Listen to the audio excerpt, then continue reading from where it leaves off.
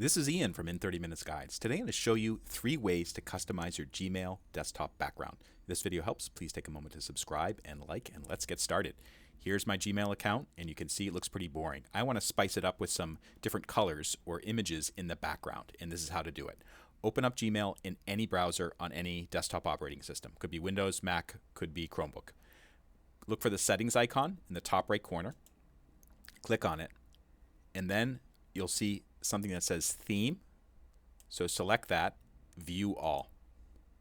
Now, here's the first type of thing that you can put in your background, and that is just a picture, one of the stock photographs that they give you access to. So I'm going to select this one, this cool bubble looking thing, and you can see,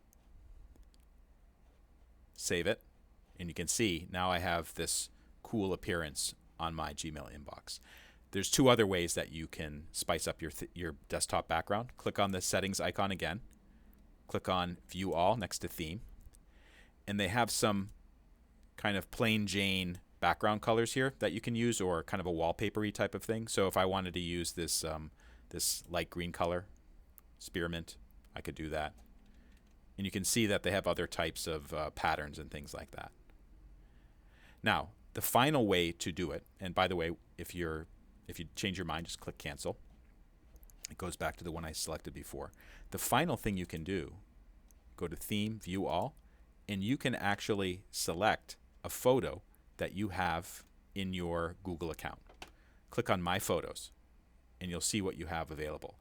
Now, I recognize a lot of these are photos from old projects and websites and things like that. So you'll need to have photos in Google Photos. If you're not sure to do that, there's other videos that will show you how to upload them, but I already have tons of photos, and actually this is the one that I want. This is an old nature set of photographs that I took a long time ago, more than 10 years ago. So let's say that I want to have kind of this green leafy thing going on. So I'm going to click on it once, then click Select. You can see it kind of takes over, and then click Save. So that looks pretty cool. This is Ian signing off. If this video helped, please take a moment to like it or subscribe. For more information, visit us online. Thank you so much for watching.